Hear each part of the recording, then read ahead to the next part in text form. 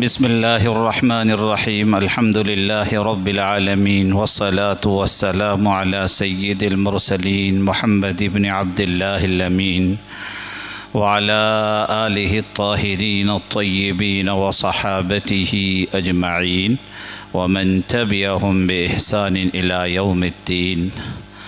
أما بعد، فقد قال الله تبارك وتعالى في كلامه المجيد والفرقان الحميد: فأعوذ بالله من الشيطان الرجيم. بسم الله الرحمن الرحيم. وذكر فإن الذكرى تنفع المؤمنين.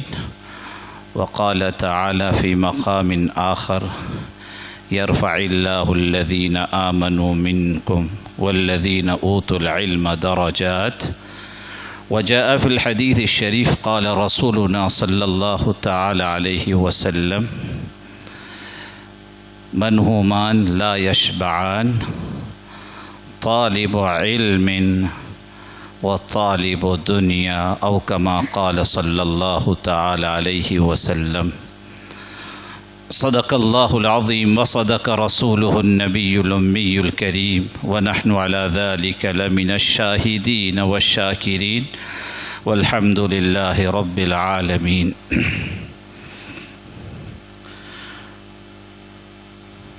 گلستان علم و حکمت کے عجب نرالے پھول ہے، گلستان علم و حکمت کے عجب نرالے پھول ہے، بارگاہ لم یزل میں سب بڑے محبوب ہے، بارگاہ لم یزل میں سب بڑے محبوب ہے، اخلاص و تقوی جہد کامل ذرائع علم کا ہو ادب، شاہرائے علم و حکمت کے یہی اصول ہیں۔ میرے انتہائی واجب الاحترام مدیر جامعہ حضرت الاستاذ حضرت مولانا عبد الرحمن صاحب زادت معالیہم اور دیگر اساتذہ جامعہ، میرے عزیز طلباء، السلام علیکم ورحمۃ اللہ وبرکاتہ۔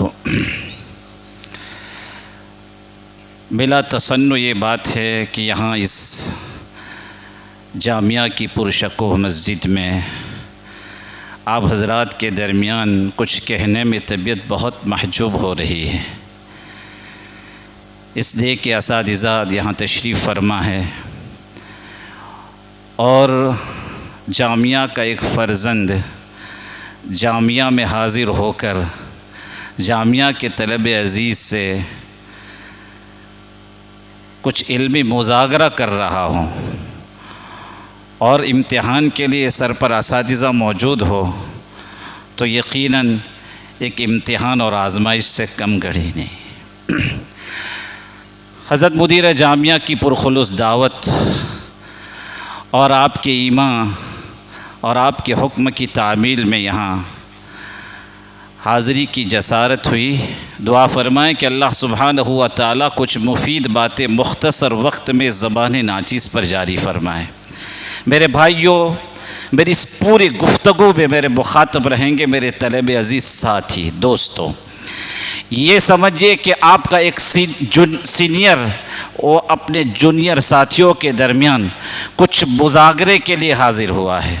اللہ سبحانہ و تعالی ہمیں دل کے کانوں سے سن کر ان باتوں کو حرز جاں بنانے کی اور دامن دل سے باندھ کر عمل کی توفیق نصیب فرمائے۔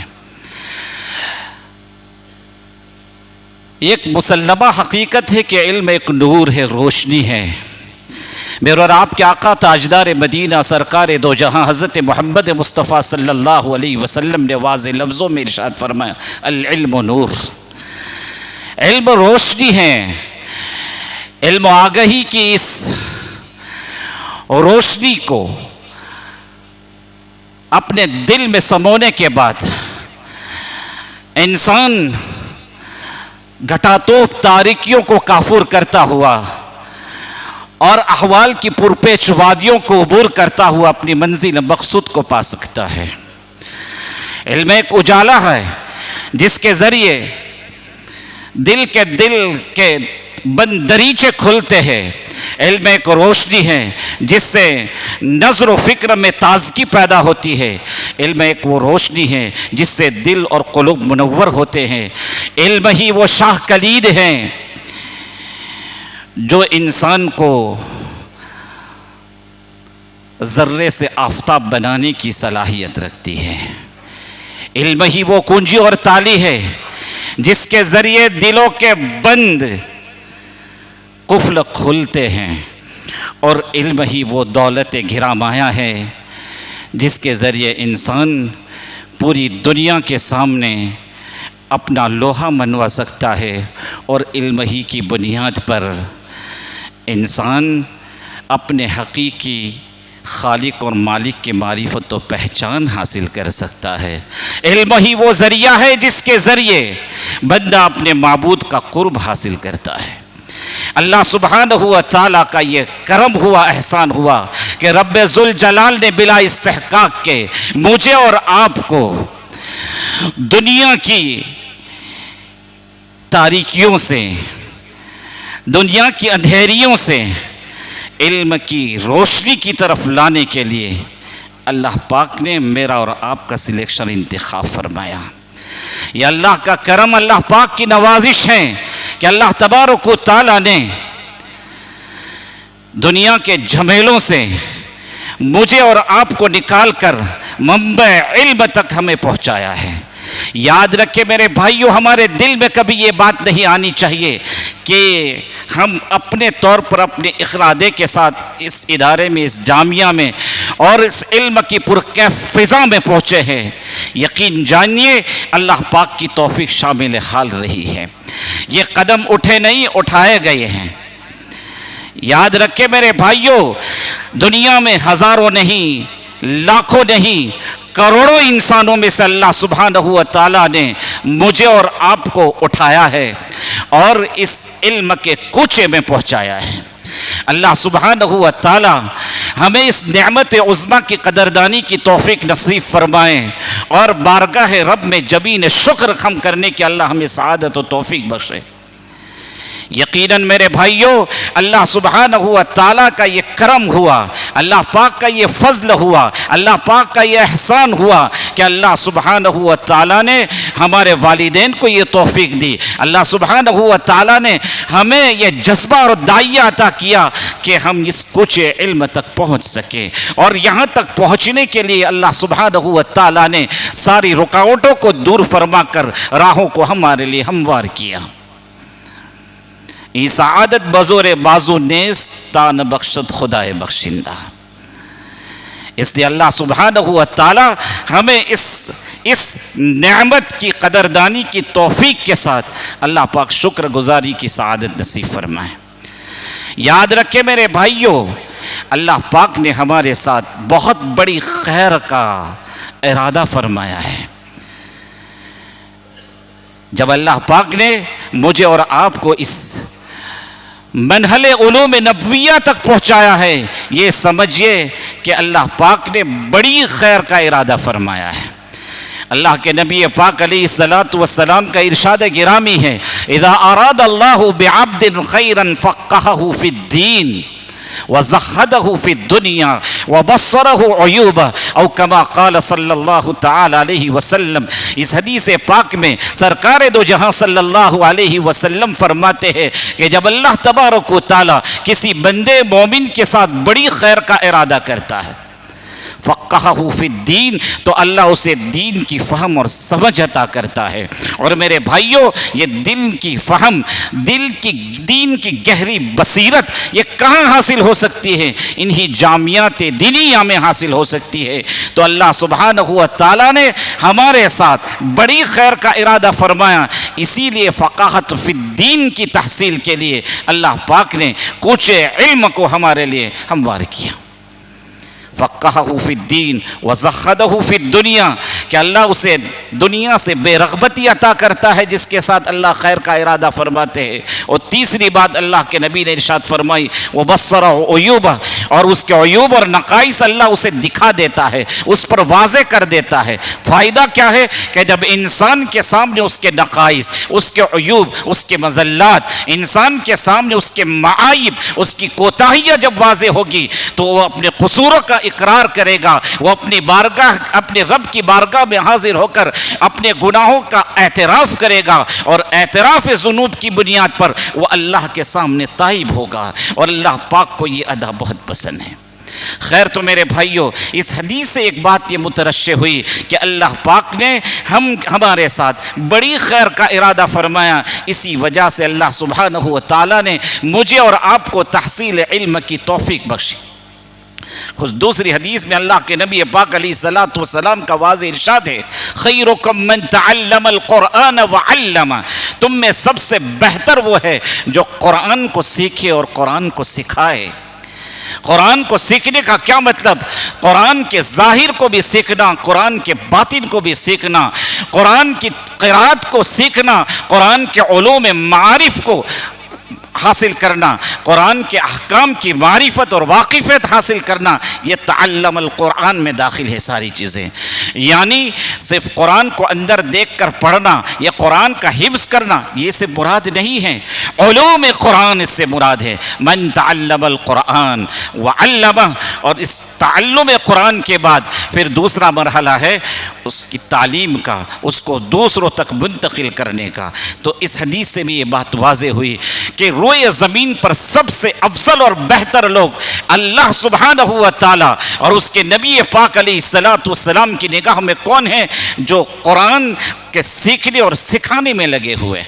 اسی وجہ سے امام وقت، امام اہل سنت والجماعہ، امام احمد ابن حنبل رحمۃ اللہ علیہ کا مقولہ ہے، آپ فرماتے ہیں انما العلم تحفۃ من اللہ، کہ یہ علم یہ تو اللہ کی طرف سے ملنے والا تحفہ ہے، یہ اللہ کی طرف سے ملنے والا عطیہ ہے، یہ عطیہ ربانی ہے۔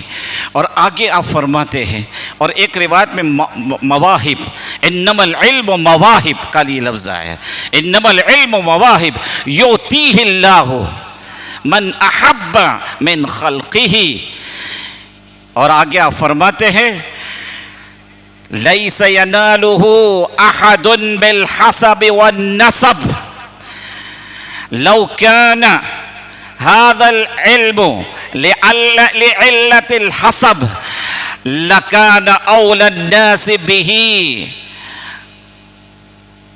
أهل بيت النبي صلى الله تعالى عليه وسلم۔ بات کا مفہوم اور خلاصہ یہ ہے کہ امام احمد ابن حنبل رحمۃ اللہ علیہ فرماتے ہیں کہ علم تو مواہب رحمانی میں سے ہے، اللہ تبارک و تعالیٰ کی طرف سے ملنے والے عطیات کے قبیل سے ہے، یہ بلا استحقاق جس پر اللہ کی نظر کرم ہوتی ہے اسے اللہ اس علم کی دولت سے نوازتا ہے۔ تو معلوم ہوا میرے بھائیوں، آگے امام وقت فرماتے ہیں یؤتیہ اللہ من احب من خلقہ، کہ اللہ سبحانہ و تعالیٰ اپنی مخلوقات میں، اپنے بندوں میں سے جسے پسند کرتا ہے، جسے محبت کی نظر سے دیکھتا ہے، جسے محبوب رکھتا ہے، اللہ سبحانہ و تعالیٰ یہ علم کی دولت عظمی اسے عطا کرتا ہے۔ تو امام کے اس مقولے سے بھی یہ بات ثابت ہو گئی میرے بھائیوں کہ آپ اللہ کے محبوبین میں سے ہے، آپ اللہ کے مقربین میں سے ہے، آپ اللہ کے چہیتے لوگوں میں سے ہے، کہ اللہ پاک نے کروڑوں انسانوں میں سے آپ کو چنا، آپ کو پسند کیا اپنا علم دینے کے لیے۔ اس لیے کہ علم کی کنجی اور تالی اللہ کے قبض اختیار میں ہیں، اللہ ہی کی طرف سے علم کا فیضان ہوتا ہے۔ اساتذہ، یہ کتب، یہ سب وسائط کے قبیل سے ہے، اصل تو علم اللہ کی صفت ہے اور فیضان اصل اللہ کی طرف سے ہوتا ہے، اور انتخاب اور سلیکشن بھی اللہ سبحانہ و تعالیٰ کی طرف سے ہوتا ہے۔ تو امام وقت فرماتے ہیں اللہ سبحانہ و تعالیٰ یہ علم کی دولت گرامایا اپنے بندوں میں سے اسی کو عطا کرتا ہے جس کو اللہ پسند کرتا ہے۔ تو میرے بھائیوں، اللہ نے مجھے اور آپ کو چنا، اللہ نے مجھے اور آپ کو پسند کیا، تو اس نعمت پر ہمیں شادہ و فرحاں ہو کر اللہ کی بارگاہ میں جبین شکر خم نہیں کرنی چاہیے۔ میرا اور آپ کی حق بنتا ہے اور ذمہ داری بنتی ہے کہ ہم اللہ کا شکر ادا کریں. اس لیے کہ عزیز طلبہ، شکر سے اللہ نعمتوں میں اضافہ کرتا ہے. اللہ پاک ارشاد فرماتے ہیں لَإِن شَكَرْتُمْ لَأَزِيدَنَّكُمْ وَلَإِن كَفَرْتُمْ إِنَّ عَذَابِي لَشَدِيدٌ. اللہ پاک ارشاد فرماتے ہیں کہ اگر تم میرے نعمتوں پر شکر بجا لاؤ گے تو میں تمہیں بے اعتبار نعمت کے بڑھاؤں گا، اور ضرور بھی ضرور میں تمہیں بے اعتبار نعمت کے زیادہ کروں گا. اس لیے اگر آپ نعمت میں ترقی چاہتے ہیں، آپ نعمت میں بہتات چاہتے ہیں، آپ نعمت میں اضافے کی تمنا رکھتے ہیں، میرے بھائیوں، اللہ کی نعمتوں کے استحضار کے ساتھ اللہ کا شکر ادا کریں. شکر کی بنیاد پر اللہ نعمتوں میں اضافہ کرتا ہے. تو علم سے بڑھ کر کوئی دولت اور نعمت نہیں ہو سکتی. یہ ایسی دولت اور ایسی نعمت ہے کہ اس پر ہمیں اللہ کا جتنا شکر ادا کیا جائے اتنا کم ہے. اور یاد رکھیں میرے بھائیوں، جب اللہ سبحانہ و تعالیٰ نے اپنا فضل فرما کر ہمیں اس کوچے علم میں پہنچایا ہے اور اس منبع علوم نبویہ تک میری اور آپ کی رسائی ہوئی ہے، اب میری اور آپ کی ذمہ داری بنتی ہے کہ ہم کمر بستہ ہو جائے، مکمل انہماک کے ساتھ، مکمل توجہ کے ساتھ اپنے اساتذہ کی رہنمائی کو قبول کرتے ہوئے ہماتن متوجہ ہو کر طلب علم میں اپنے آپ کو مصروف کر دیں. یہ ذمہ داری ہے. اور یاد رکھیں میرے بھائیوں، یہ علوم دینیہ، یہ علوم شرعیہ بڑے مجاہدوں کے ساتھ اور اسلاف کی بڑی قربانیوں کے ساتھ ہم تک منتقل ہوئے. یہ تن آسانی کا راستہ نہیں ہے. یہ نہیں ہے کہ آدمی خوابوں کو سجائے اور ارمان اس کے پورے ہوتے چلے جائیں، ایسا نہیں ہے. اس راہ میں آپ کو اپنی ہڈی کے گودوں کو گلانا ہوگا اور اپنے آپ کو محنت کی ڈگر پر ڈالنا ہوگا. اس لیے کہ اسلاف کی قربانیوں کو آپ پڑھیے، آپ کو اندازہ ہوگا کہ ایک ایک حدیث کے لیے، ایک ایک روایت کے لیے انہوں نے سینکڑوں ہزاروں میل کا سفر کیا ہے. عزیز طلبہ، تو اسلاف کی بڑی قربانیوں کے ساتھ یہ علم منتقل ہوا. آپ اپنے میں یہ نہ خیال کریں کہ آپ اپنے گھر بار کو چھوڑ کر آئے ہیں، اپنے والدین کو چھوڑ کر آئے ہیں، اپنے دوست احباب کی قربانیوں کے ساتھ یہاں پہنچے ہیں. میرے بھائیوں، علم کے ساتھ تو خروج اس کا لازمہ ہے. اسی وجہ سے تو حدیث پاک میں اللہ کے نبی نے فرمایا من خرج فی طلب العلم فہو فی سبیل اللہ. معلوم ہوا کہ علم کی تحصیل کے لیے خروج ہونا چاہیے، اور اللہ کے نبی نے فرمایا کہ جو طلب علم میں اپنے گھر کو چھوڑتا ہے اور اپنے دیار سے نکلتا ہے فہو فی سبیل اللہ، وہ اللہ کے راستے میں. اس لیے میرے بھائیوں، اب اللہ کے نبی کے بھی مہمان ہیں اور رب رحمان کے بھی مہمان ہیں. تو اب ذمہ داری کیا ہے کہ جب یہاں تک اللہ پاک نے پہنچایا، آپ کی طرف سے خروج کا صدور ہوا، اب اخلاص کے ساتھ، للہیت کے ساتھ، اس کی جمیع آداب کی رعایت کے ساتھ، اصول و ضوابط کو برتتے ہوئے، اساتذہ کی رہنمائی کو قبول کرتے ہوئے اپنے آپ کو اس میں کھپانا ہے. حتی المقدور کوشش صرف کرنی ہے. اس لیے کہ میرے بھائیوں، امام بخاری رحمۃ اللہ علیہ نے باقاعدہ باب باندھا ہے، باب الخروج فی طلب العلم ورحل جابر ابن عبداللہ مسیرۃ شہر فی حدیث واحد، اس طرح کا عنوان ہے. باب الخروج فی طلب العلم ومسیرۃ جابر ورحل جابر ابن عبداللہ مسیرۃ شہر فی حدیث واحد. امام بخاری نے جو باب بنا، کیا حاصل کہ طلب علم میں خروج کرنا اور جابر ابن عبداللہ کا 1 مہینے کی مسافت طے کرنا صرف ایک حدیث کی تحصیل کے لیے. اور پھر میرے بھائیوں، امام بخاری رحمۃ اللہ علیہ نے الادب المفرد میں جابر ابن عبداللہ کے مکمل قصے اور واقعوں کو وہاں نقل فرمایا ہے، جس کا خلاصہ کیا ہے کہ جابر ابن عبداللہ خود اپنے اس واقعے کو بیان کرتے ہیں کہ میں مدینہ منورہ میں تھا، مجھے معلوم ہوا کہ شام میں عبداللہ ابن انیس مقیم ہے، اور عبداللہ ابن انیس کے پاس سرکار دو جہاں صلی اللہ علیہ وسلم کی ایک حدیث ہے، شاید معاد کے باب میں اور قیامت کے متعلق، اور اس حدیث کو نقل کرنے والے صرف وہی ایک راوی صحابی اس دنیا میں زندہ ہے. مجھے طلب ہوئی، میں نے اسی وقت سواری کو خرید کیا اور سواری خرید کرنے کے بعد ضرورت کا توشہ اپنے ساتھ لیا، سامان ضروریہ کو ساتھ لے کر میں اسی وقت سوار ہوا۔ نماز کے اوقات میں سواری سے نیچے اترتا تھا، قضاء حاجت کے لیے بشری تقاضوں کو پورا کرنے کے لیے اپنی سواری سے اترتا تھا، اور صبح شام لگاتار میں سفر کرتا رہا۔ بڑے مشقتوں اور مصائب کو برداشت کرنے کے بعد میں 1 مہینے کی مسافت طے کرتا ہوا اپنی منزل مقصود پر پہنچتا ہوں۔ جابر ابن عبداللہ فرماتے وہاں شام پہنچنے کے بعد میں نے دوسرے لوگوں سے معلوم کیا کہ عبداللہ ابن انیس کا مسکن کہاں ہے۔ لوگوں کی رہنمائی کے ساتھ میں عبداللہ ابن انیس کے مکان پر حاضر ہوتا ہوں، وہاں دستک دیتا ہوں، دربان حاضر ہوتا ہے تو دربان سے میں سلام کرتا ہوں، اور اس کے بعد عبداللہ ابن انیس کو میں اپنا سلام پہنچاتا ہوں اور اپنی درخواست یہ رکھتا ہوں کہ مدینہ سے ایک مسافر آیا ہے، اس کا نام ہے جابر، وہ آپ سے نبی پاک علیہ السلام کی وہ حدیث جو آپ نے براہ راست رسول پاک علیہ السلام سے سماعت فرمائی، محض اس کو سننے کے لیے حاضر ہوا۔ جب دربان نے اوپر جا کر عبداللہ ابن انیس کو یہ کہا تو عبداللہ ابن انیس نے کہا کہ کون جابر ہے؟ پوچھو جابر ابن عبداللہ؟ انہوں نے کہا کہ نعم انا جابر ابن عبداللہ، میں جابر ابن عبداللہ۔ وہ دوڑے ہوئے نیچے آئے، انہوں نے کہا کہ السلام علیکم۔ وعلیکم السلام، میں اسی طلب صادق کے ساتھ یہاں پہنچا ہوں، آپ پہلی فرصت میں سرکار دو جہاں تاجدار مدینہ حضرت محمد مصطفیٰ صلی اللہ علیہ وسلم سے قیامت اور معاد کی تعلق سے جو حدیث آپ نے سنی ہے آپ مجھے سنا دیں۔ فوراً اسی وقت عبداللہ ابن انیس نے آپ کو حدیث سنائی، اور اس کے بعد وہی سے مصافحہ کرتے ہوئے روانہ ہوتے ہیں۔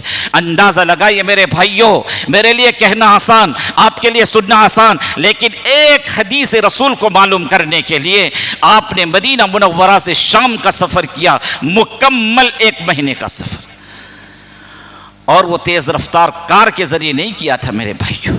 اس زمانے کی اونٹ وغیرہ کی جو سواری تھی، اسی سواری پر آپ نے 1 مہینے کا سفر طے کیا، محض ایک حدیث کو حاصل کرنے کے لیے۔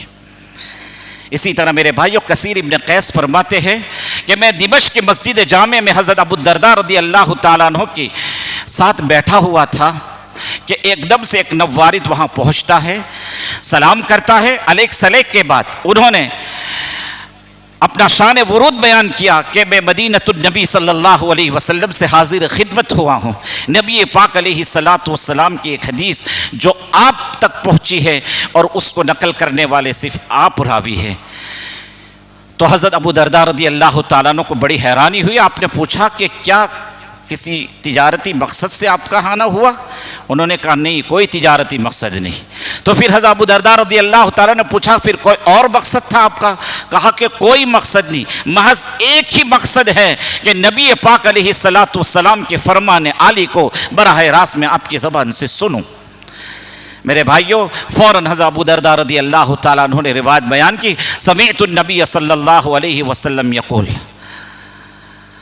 اس کے بعد آپ نے حضرت رسول پاک علیہ السلام کی پوری حدیث بیان کی، اور وہ حدیث کیا ہے کہ جو آدمی علم کی جستجو اور طلب میں اپنے گھر سے نکلتا ہے تو اللہ تبارک و تعالیٰ اس کے لیے علم کی راہ کو آسان فرماتے ہیں، ہموار فرما دیتے ہیں۔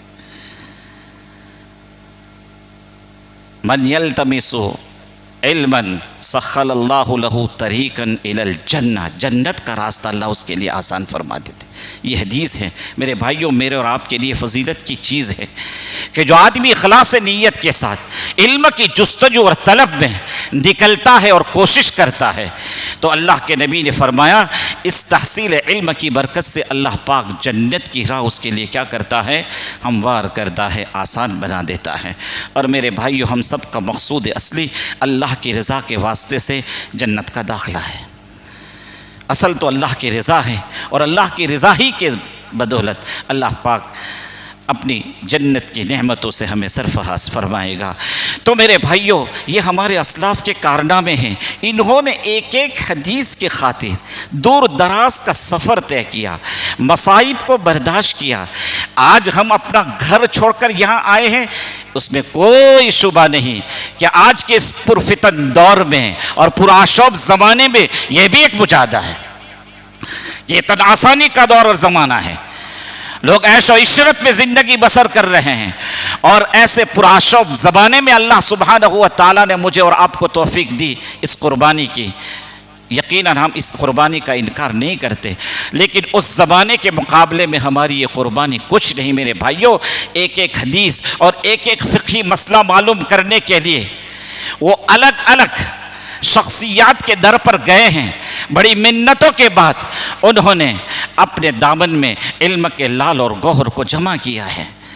آج ہم یہاں آ گئے، اس کے بعد ہر طرح کی سہولیات ہمارے لیے مہیا ہیں، بہترین اساتذہ ہمارے علم تعاون کے لیے مہیا ہے، کھانے پینے کا بہترین بندوبست ہے، رہائش کا بہترین انتظام۔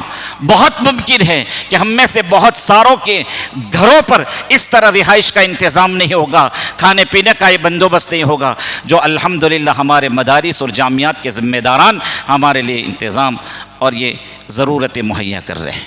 تو ہمارے لیے دوسرے مجاہدے نہیں ہیں جو ہمارے اسلاف کو تھے۔ آج یہ سارے علوم اور سارے احادیث منقع شکل میں، مہذب صورت میں، مدون شکل میں دین اور ہمارے سامنے موجود ہے۔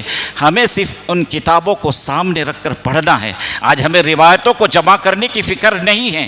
آج ایک ایک مسئلہ معلوم کرنے کے لیے یا چند فقہی مسائل کو معلوم کرنے کے لیے الگ الگ شخصیات کے در پر زانوِ تلمس طے کرنے کی ضرورت نہیں۔ وہ تحصیل علم کے مناسب بہترین سارے انتظامات آج مدارس میں مہیا ہیں۔ اب ہماری ذمہ داری بنتی ہے کہ ہم ہما تن متوجہ ہو کر اس علم کی دولت کو حاصل کرنے کی کوشش کریں۔ یہ ہماری ذمہ داری ہے میرے بھائیوں۔ دیکھو وقت کافی ہو رہا ہے، 2-4 منٹ میں اپنی بات کو ختم کر دیتا ہوں۔ اس لیے میرے بھائیوں، اگر آپ اپنے علم کو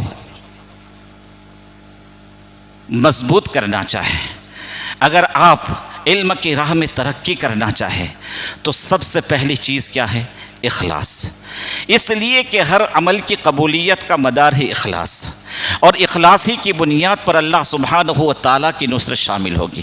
اسی وجہ سے میرے بھائیو، امام بخاری نے پہلی حدیث کون سی ذکر؟ انما الاعمال بالنیات۔ صاحب مشکات نے پہلی حدیث کون سی ذکر کی؟ انما الاعمال بالنیات۔ علامہ نووی رحمۃ اللہ علیہ نے ریاض الصالحین میں پہلی حدیث کون سی ذکر کی؟ انما الاعمال بالنیات۔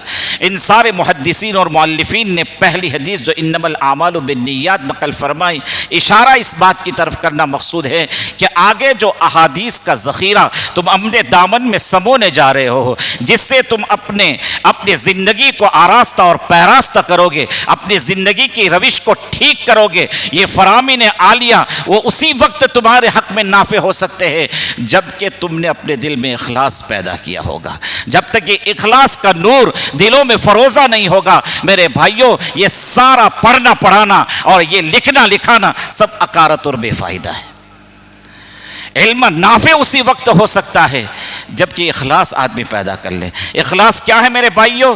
ہم میں سے بہت سے لوگ ماں باپ کے بھیجنے سے، رشتہ داروں کے اور متعلقین کی ترغیب سے ہم لوگ یہاں پہنچتے ہیں، یہاں آنے کا منشا ہمیں معلوم نہیں، بس یہاں جا کر پڑھنا ہے۔ میرے بھائیوں، ہمیں صحیح نیت کرنی ہے اور اس کی بار بار تجدید کرنی ہے کہ یہ جو کچھ ہم پڑھ رہے ہیں کیوں پڑھ رہے ہیں، یہ جو کچھ سیکھ رہے ہیں کیوں سیکھ رہے ہیں۔ اس پڑھنے پڑھانے اور سیکھنے سکھانے کا مقصود کیا؟ اللہ کی رضا، کہ ہم قرآن اور حدیث کے علوم و معارف کو اس لیے حاصل کر رہے ہیں تاکہ ہم اللہ اور اس کے رسول کے احکام کو، شریعت کے فرامین کو ہم جانیں، اس پر عمل کریں، اور عمل کے ذریعے ہم اللہ کی رضا اور خوش ندی کو حاصل کریں۔ اس علم کا مقصود اصلی رضا الہی ہے۔ مقصود اصلی کیا ہے؟ رضا الہی۔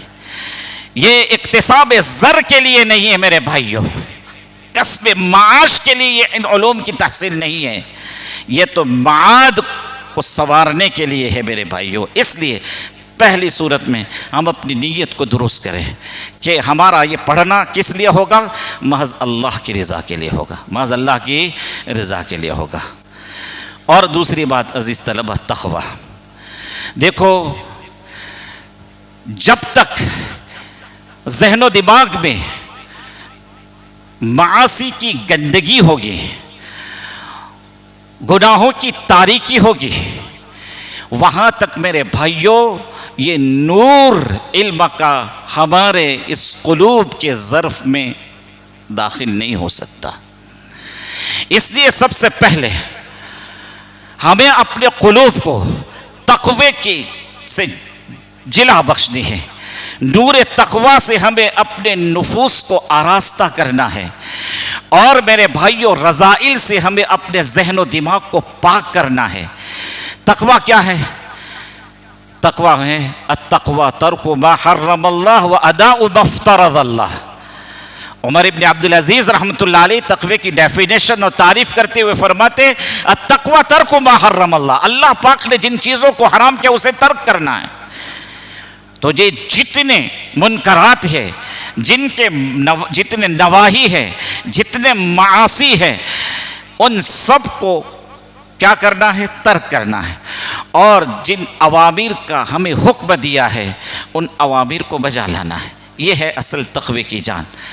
اسی وجہ سے علامہ نووی رحمۃ اللہ علیہ نے اس کی تعریف کرتے ہوئے فرمایا تقوی کیا ہے؟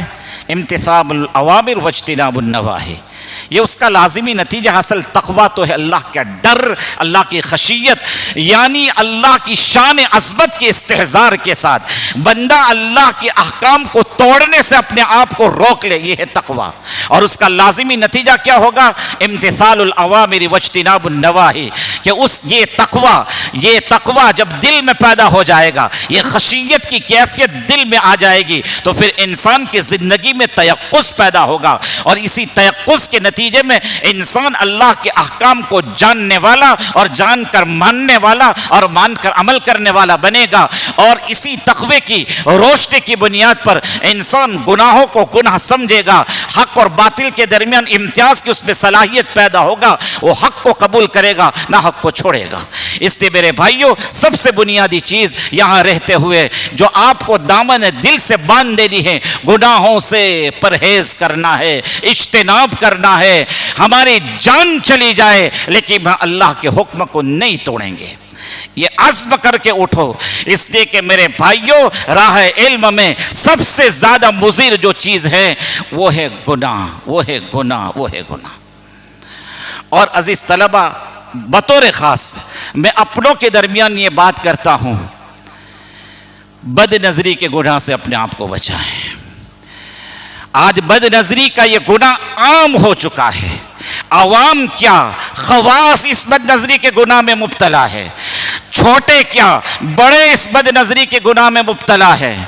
میرے بھائیوں ہر کس و ناکس، اچھا اور برا، جس کو دنیا اچھی نگاہوں سے دیکھ رہی ہے، آج وہ بھی میرے بھائیوں بد نظری کے اس گناہ سے محفوظ نہیں۔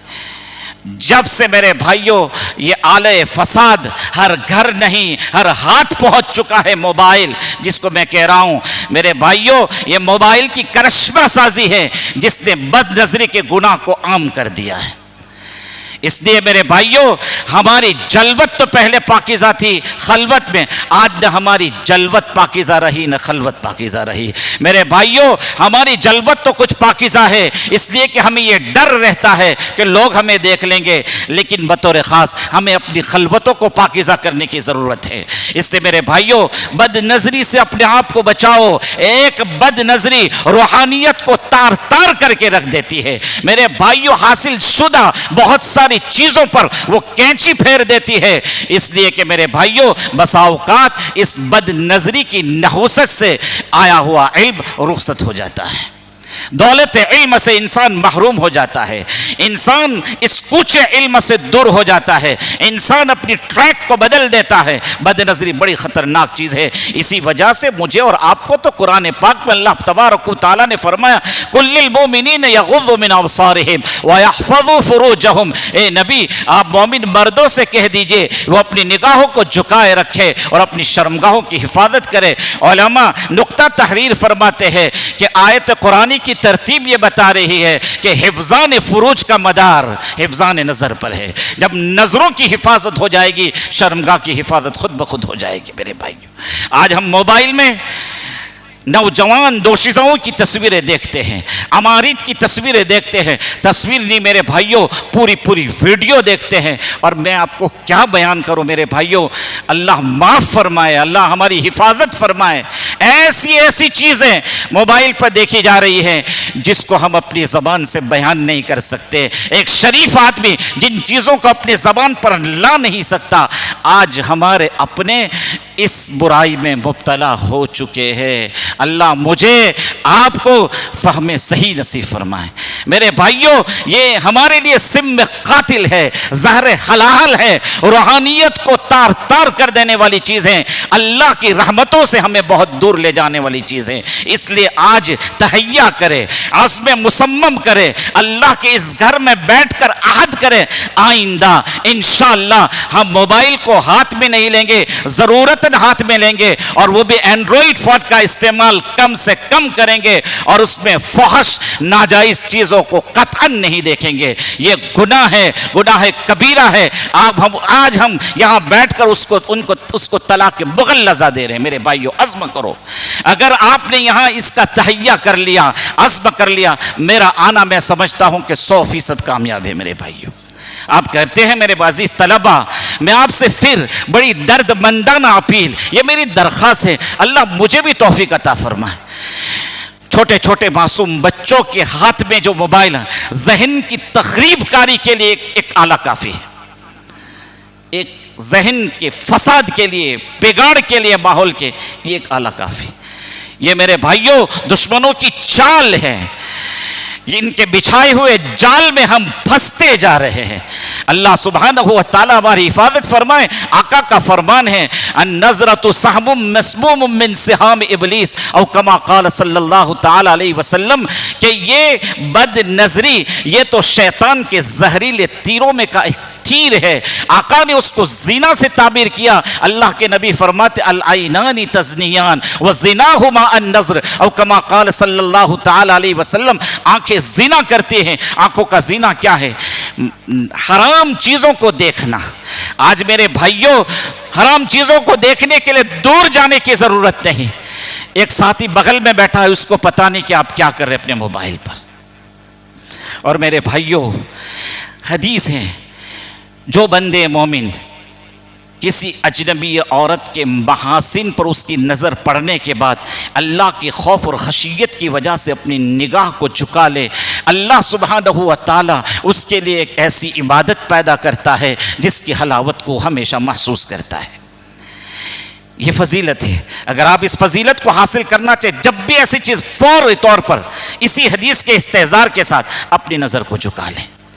میرے بھائیوں آپ بد نظری سے اگر محفوظ رہیں گے, ہم بد نظری سے محفوظ رہیں گے, میں آپ کو کیا خطاب کروں, ہم سب میرے بھائیوں ایک ہی کشتی کے سوار ہیں. اللہ ہمیں توفیق نصیب فرمائے بد نظری سے حفاظت کی. اگر ہم بد نظری سے محفوظ رہیں انشاءاللہ دل میں قوت پیدا ہوگی, اور نور تقوی سے جب ہمارے قلوب فروزہ ہوں گے پھر وہ ہمارے لیے علم کی راہ کے حق میں قندیل تابہ بنے گی, اور علم کی تحصیل ہمارے لیے آسان ہوگی. اس لیے میرے بھائیوں تقوی کی بنیاد پر علم میں برکت ہوتی ہے. اللہ تبارک و تعالیٰ فرمائے اتق اللہ ویعلمکم اللہ, اللہ کا تقوی اختیار کرو, اللہ تمہیں خود علم کا فیضان عطا کرے گا. اس لیے آپ علم میں ترقی چاہتے ہیں, مدارج علوم کو طے کرنا چاہتے ہیں, میرے بھائیوں پہلی چیز کیا ہے؟ اخلاص. دوسری چیز ہے تقوی. اب عصر کے بعد کا وقت ہے, کھانے کے لیے آپ بےتاب ہیں, کہنے کی بہت ساری چیزیں باقی ہیں.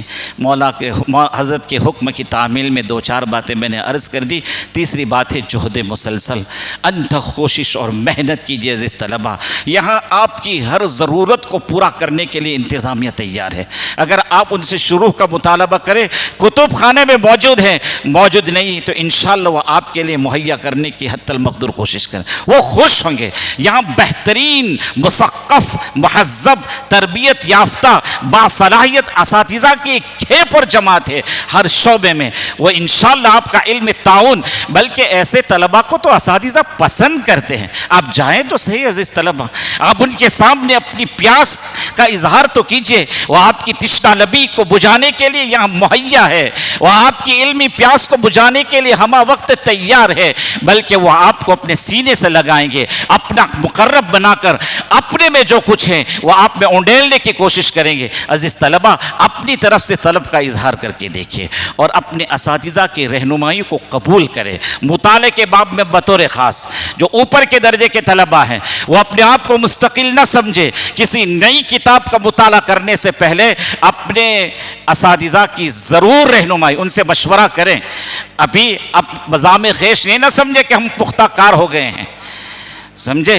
اس لیے کسی بھی نئی کتاب کا مطالعہ کرنے سے پہلے، اس لیے کہ مؤلف کی باطنی کیفیات کا اثر اس کی تحریر میں ہوتا ہے، اس کے نظریات اس میں مضمر اور پنہا ہوتے ہیں، اور اس راستے کا نوارد ان چیزوں کو ایک دم سے سمجھے، وہ اس کی صلاحیت کی چیز نہیں ہوتی میرے بھائیوں۔ بہت سی ایسی چیز ہوتی ہے کہ انہی کتابوں کے واسطے سے انسان ٹھوکر کھا جاتا ہے۔ اس لیے نئی کتاب کو پڑھنے سے پہلے، اور جو معروف مؤلفین مصنفین جو ہمارے اکابر بزرگان دین، ان کی کتاب پڑھنے میں کوئی حرج نہیں۔ کسی نئے مؤلف کی کتاب کو پڑھنے سے پہلے نئے عنوان پر، نئے ٹاپک پر، نئے موضوع پر کچھ پڑھنا ہو، ضرور اپنے استاد سے مشورہ کریں، ان کے مشورے سے اس کا مطالعہ کریں۔ انشاءاللہ وہ آپ کے حق میں مفید ہوگا، وہ آپ کے حق میں کیا ہوگا؟ مفید ہوگا، اور بہت سارے مضرات سے وہ آپ کو محفوظ کرنے والی چیز ہوگی۔ اس لیے عزیز طلبہ، اس طلب علم میں کمر بستہ ہو کر انتھ کوشش کے ساتھ اپنی تحصیل علم کے مقصود سمجھتے ہوئے اپنی منزل اور ہدف کو حاصل کرنے کے لیے رواں دواں رہنے کی ضرورت ہے۔ اللہ سبحانہ و تعالی آپ کے علم میں برکت عطا فرمائے، آپ کو علم نافع عمل صالح سے حظ وافر عطا فرمائے، اور بطور خاص میرے بھائیوں، عزیز طلبہ، اساتذہ اور انتظامیہ کی طرف سے جو اصول بنائے جاتے ہیں وہ آپ کی خیرخواہی کے لیے، آپ کی بھلائی کے لیے، انتظام کو بہتر بنانے کے لیے ہوتے ہیں۔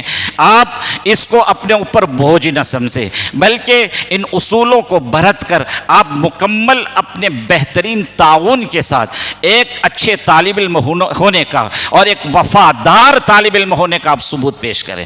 انشاءاللہ جب آپ آگے نکلیں گے، بعد میں یہی چیزیں، یہی اصول، یہی ضوابط آپ کو یاد آئیں گے۔ اس وقت آپ ان لوگوں کو سمجھیں کہ یہ ہمارے محسن تھے۔ بڑے آپ کو ذیق میں مبتلا کرنے نہیں چاہتے۔ عزیز طلبہ، بھی آپ کا ہاضمہ کمزور ہے، بہت ساری وہ چیزیں جو آپ کے سامنے نہیں ہیں وہ بڑوں کے سامنے ہیں، وہ پیش بندی ہوتی ہے، وہ حفاظتی تدبیر ہوتی ہے، آپ کو بنانے اور سنوارنے کی یہ تدبیریں ہوتی ہے، مشورے کے ساتھ بہت ساری چیزیں لاگو کی جاتی ہیں۔ آپ کی ذمہ داری ہے کہ آپ یہاں آئے ہیں، طالب علم بن کر آئے ہیں، اور آپ نے معاہدہ کیا ہے کہ ہمیں مدرسے کے سارے اصول و ضوابط منظور ہو گئے۔ اسی وجہ سے قاری صدیق صاحب باندھوی رحمۃ اللہ علیہ فرماتے ہیں کہ مدرسے میں داخل ہونے والے طالب علم کے لیے مدرسے کے اصول و ضوابط کو برتنا یہ تقوی میں داخل ہے، یہ تقوی میں داخل ہے۔ اور آگے حضرت فرماتے ہیں کہ جو مدرسے کے اور انتظامیہ کے مقرر کردہ اصول کے مطابق وہ نہیں رہتا ہے، اس کے علم میں برکت نہیں ہو سکتی۔ اس لیے آپ علم میں برکت چاہتے ہیں، معاون بنیں، اصولوں کی رعایت کریں، اور جو کچھ اصول ہے آپ ذہن میں یہ بات بٹھا لیں، اس میں آپ کا فائدہ اور فائدہ ہی ہے۔ کہیں سنی باتوں پر اللہ سبحانہ و تعالی عمل کی توفیق نصیب فرمائے۔ وما توفیق الا باللہ، وآخر دعوانا الحمد للہ رب العالمین۔ سبحان اللہ وبحمدہ، سبحانک اللہم اس دعا کھانے کا وقت ہے تو دعا آپ کرا دیجئے، آپ کرا دیجئے۔ اللهم لك الحمد كله ولك الشكر كله ولك الملك كله ولك الخلق كله وإليك يرجع الأمر كله بيدك الخير كله. اللهم لك الحمد حمدا دائما مع دوامك، ولك الحمد حمدا خالدا مع خلودك، ولك الحمد حمدا لا منتهى له دون مشيئتك، ولك الحمد حمدا عند طرفة كل عين. اللهم لا أحصي ثناء عليك أنت كما أثنيت على نفسك. اللهم صل على محمد وعلى آل محمد كما صليت على إبراهيم وعلى آل إبراهيم إنك حميد مجيد. اللهم بارك على محمد وعلى آل محمد كما باركت على إبراهيم وعلى آل إبراهيم إنك حميد مجيد. اللهم إنا نسألك التقى والعفاف والغنى. اللهم إنا نسألك التقى والعفاف والغنى. اللهم إنا نسألك رضاك والجنة ونعوذ بك من سخطك وغضبك والنار. اللهم إنا نسألك علما نافعا. اللهم إنا نسألك علما نافعا وعملا صالحا ورزقا حلالا طيبا وشفاء من كل داء وشفاء من كل داء. اللهم اغفر وارحم وأنت خير الراحمين. اللهم اغفر وارحم وأنت خير الراحمين. اللهم زدنا ولا تنقصنا. اللهم زدنا ولا تنقصنا. اللهم أعطنا ولا تحرمنا. اللهم أعطنا ولا تحرمنا. اللهم أكرمنا ولا تهنا. اللهم أكرمنا ولا تهنا. اللهم آثرنا ولا تؤثر علينا. اللهم انصرنا ولا تنصر علينا. اللهم انصرنا ولا تنصر علينا. اللهم انصرنا ولا تنصر علينا. اللهم انصر من نصر دين محمد صلى الله عليه وسلم واجعلنا منهم واخذل من خذل دين محمد صلى الله عليه وسلم ولا تجعلنا معهم. اللهم انصر إخواننا المسلمين المكروبين في فلسطين وفي غزة وفي الشام وفي العالم كله. اللهم انصر إخواننا المجاهدين في كل مكان وفي كل زمان وفي كل أحوال. اللهم وفقنا لما تحب وترضى واجعل آخرتنا خيرا من الأولى. اللهم ربنا تقبل منا إنك أنت السميع العليم وتب علينا يا مولانا إنك أنت التواب الرحيم. وصلى الله تعالى على خير خلقه محمد وآله وصحبه أجمعين برحمتك يا أرحم الراحمين.